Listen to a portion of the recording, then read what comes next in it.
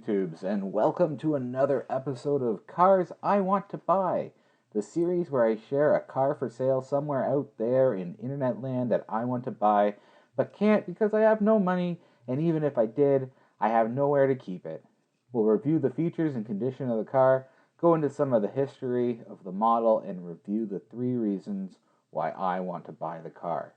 Today's subject is a lovely white on black 2003 Oldsmobile Aurora powered by an aluminum 4-liter V8. It was listed by Fine AutoZone in Calgary, Alberta, Canada. It has a moderate 153,691 kilometers showing on the odometer, and stickers for a Laurier shy of $6,000. The photos included in the listing show a car that seems to be in exceptional condition. The exterior body panels, the paint, the glass, and trim all appear to be in great shape. The same can be said of the interior as well. Nothing seems out of place, broken, or worn out. Auroras were loaded with the finest cushy features that early 2000s General Motors could muster, which made these cars perfect for chewing up miles of highway. This 2003 is no exception and includes acres of leather and a standard suite of power options, keyless entry, and for the music lover, dual CD cassette stereo system. Under the hood you'll find GM's L47 4-liter engine that was designed specifically for the Aurora. It puts out 250 horsepower and 260 foot-pounds of torque. This engine is basically a smaller displacement version of the ubiquitous Cadillac 4.6-liter North Star V8. Interestingly, this 4-liter version of the North Star was used as the power plant for the Shelby Series 1, only it was appropriately tuned for increased performance with an output of 320 horsepower and 290 foot-pounds of torque. The Oldsmobile Aurora can trace its roots back to the Oldsmobile tube car concept that was created in 1989. Many of the features of that car, including the general design and full-width taillight, were retained when the Aurora went into production for the 1995 model year. The first-generation Aurora was built on the same platform as the Buick Riviera and was available from 1995 to 1999. The Aurora's looks made it a serious departure from what many would consider to be the archetypical Oldsmobile vehicle. As a result, it was quite the success for the brand and established a design language that would find its way into other models, such as the Intrigue and the Alero. Besides the bold new design, the most noteworthy feature of the Aurora was that it was a V8-powered front-wheel drive car produced at a time when most sedans were powered by 6 cylinders or less. This extra power under the hood only served to underscore the tremendous presentation of the Aurora, which helped lead the car to over 45,000 sales, which is pretty decent numbers for a premium halo car in its first year. Unfortunately, sales dropped significantly for the next few model years until the last year for the first generation of the Aurora in 1999.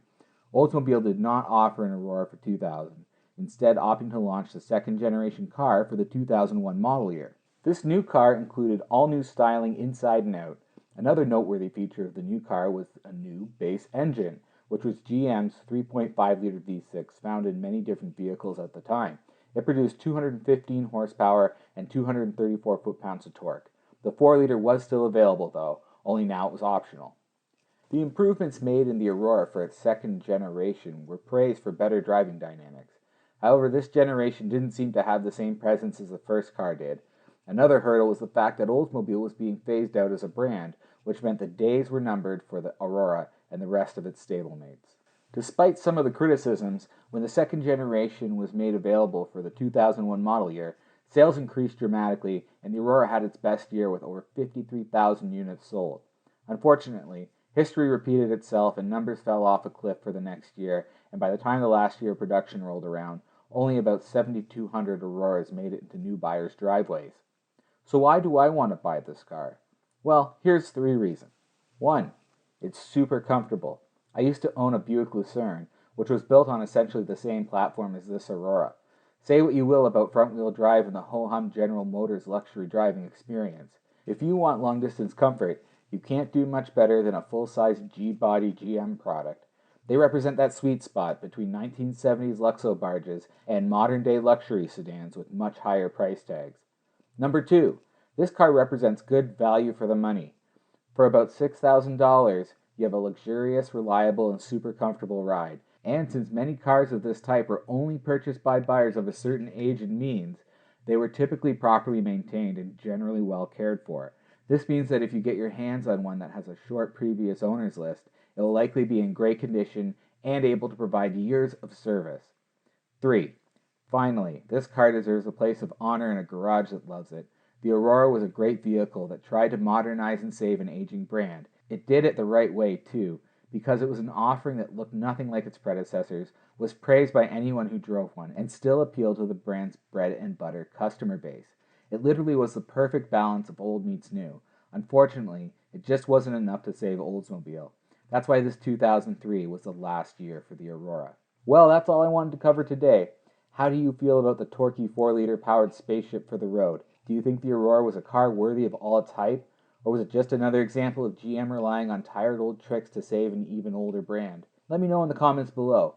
Also, if you enjoyed today's video, please give it a thumbs up. And don't forget to subscribe and ding that bell to make sure you're notified when I post my next video.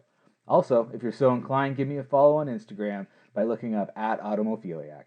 Thanks for watching. TTFN.